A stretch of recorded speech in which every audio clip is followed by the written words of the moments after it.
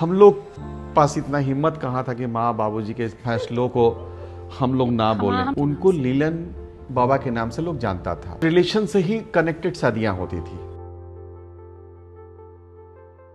इनके जो है ना, इनके पिताजी साधारण एक ये बहुत ही बढ़िया अच्छे मैकेनिक थे और इनका स्वभाव शुरू से, अब कैमरे के सामने तारीफ करना अच्छा नहीं होता है, बट लेकिन हाँ, स्वभाव शुरू से ही इतना अच्छा रहा है कि जब पहले का था शादियों में तो यही होता था ना कि लोग एक रिलेशन से दूसरे रिलेशन से तीसरे रिलेशन, और रिलेशन से ही कनेक्टेड शादियां होती थी।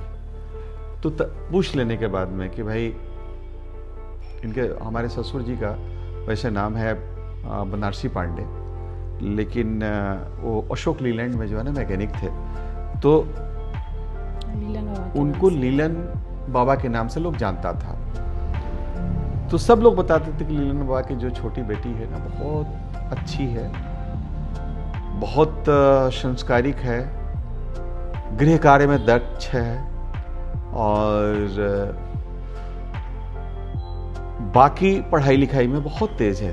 बाबूजी के लिए इतना ही काफी था, उन्होंने हामी भरी। हम लोग पास इतना हिम्मत कहाँ था कि माँ बाबूजी के फैसलों को हम लोग ना बोलें। हम लोग की शादी और हम लोग भी जिया जी का महत्वपूर्ण मिले थे कि नहीं पहले? नहीं, शादी के पहले जो है ना, जब फाइनल स्टेज में आ गया तो तब देखने गए, तब हम लोगों सबके साथ हम लोग गए और देखने के बाद जो है ना, एक बार में हमने ओके किया और ओके करने के बाद एकदम हमने साधारण तरीके से शादी की। ऐसा नहीं कि बहुत, क्योंकि इनके पिताजी भी की कंडीशन उतनी अच्छी नहीं थी, मेरे पिताजी की भी कंडीशन उतनी अच्छी नहीं थी। बाबूजी 1984 में रिटायर कर गए थे, मैं 1990 में मेरी शादी हो रही है और उस कंडीशन में हम लोगों ने बहुत साधारण तरीके से शादी किया और आज स्थिति ये है कि आज भी हम साधारण तरीके से ही रहते हैं।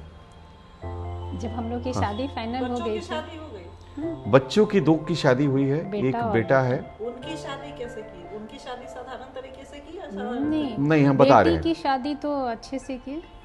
बेटी की शादी में लड़के वाले लोग का थोड़ा था कि आप हमारे लोग आएंगे, एक ही मेरा बेटा है और संजोग से मेरी समधी जी, मतलब लड़की के मेरे बेटी की ससुर नहीं है इस दुनिया में, का भी नहीं था। तो डिमांड उनका कुछ भी नहीं था। तो हम लोगों ने शादी किया और पटना से ही किया, यहाँ मैरिज हॉल लेकर के। बेटी की शादी में हमने 1 रुपया नहीं लिया दहेज। यहाँ तक भी मैंने बोला अपने जो लड़की के पिताजी थे कि भाई लड़की की हम विदाई करके ले जाएंगे, आपको जो चीज की कमी हो आप हमें बताइए, साधारण तरीका से लेके लड़की को आए अपने घर में रखे। और उसका मन में था ही नहीं। उसका भाग्य भी लड़की का देखिए, आज के डेट में वो दुर्गापुर में ही रही। रहने वाली बच्ची जो है ना आपका गोपालगंज की है, दुर्गापुर से निकल करके सीधे जो है ना एक बार वो गई आपको सिंगापुर। उसके पिताजी जो है ना, उनकी किडनी रिप्लेस हो चुकी है आज से 15 साल पहले, और उनकी तबीयत कभी भी बिगड़ जाती है तो डर लगा रहता है कि क्या हो जाएगा क्या नहीं हो जाएगा। बट लेकिन हम लोगों ने कोई भी स्ट्रेस लड़की के पिताजी को नहीं दिया। ठीक है, हमें जो समस्या आई उसको हमने झेला, अपने लेवल पे झेला, बट लेकिन उनको कंफर्टेबल रखा।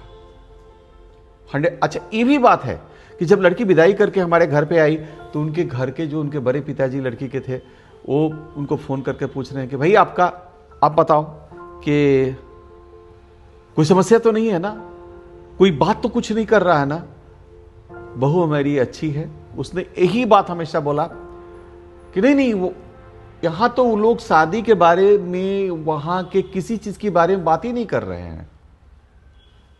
अरे उसकी शादी हुई 12 जुलाई को, 13 जुलाई 24 को हम उसको लेके आए यहाँ पटना।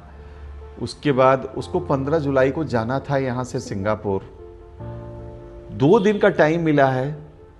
हम लोग का उद्देश्य दोनों आदमी का था कि जितना वो खुश रह सके उसको खुश रह करके उसको यहाँ से हम लोग भेजें।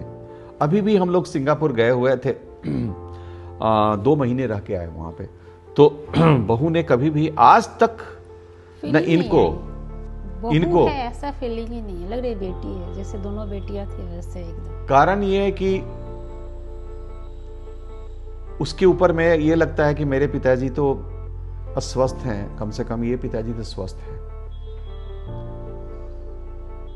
बच्चे से, बेटे से कभी हमारा डिस्कशन थोड़ा हो भी जाता है, लेकिन बहू ने बहुत रिस्पेक्ट किया है, बहुत रिस्पेक्ट किया है। तो उद्देश्य साफ है कि एक सकारात्मक सोच के साथ आगे चलना है। और हम माया नगरी के बारे में भी हम बता ही चुके थे कि माया नगरी में कैसे मैं आया। मैंने डेफिनेटली माया नगरी के किसी भी मेंबर ने हमको कांटेक्ट नहीं किया, हमने कांटेक्ट यहाँ किया।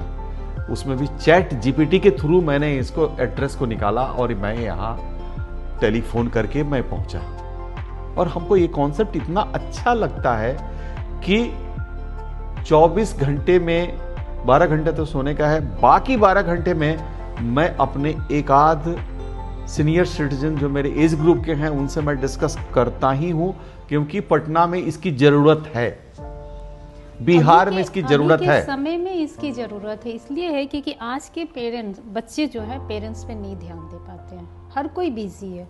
और सीनियर सिटीजन के जो टाइम चाहिए, जो मेरे पास कोई बैठे बात करे, तो नहीं है लोग के पास टाइम। तो उस सिचुएशन में आपकी माया नगरी बहुत ही अच्छा रोल करके आगे आ रही है, क्योंकि यहाँ पे जो भी पेरेंट्स आएंगे ना, वो खेलेंगे हंसेंगे, तो उनके अंदर लगेगा कि हाँ मेरे एज ग्रुप के लोग यहाँ पे हैं। एक अकेलापन नहीं महसूस होगा, एकांत उनको नहीं लगेगा कि हाँ यहाँ पे फैमिली मेम्बर जैसे है। तो ये चीज़ आपका जो नज़रिया है ना बहुत ही अच्छा है, और आज के लिए और सीनियर सिटीज़न के लिए ना बहुत ही अच्छा है ये।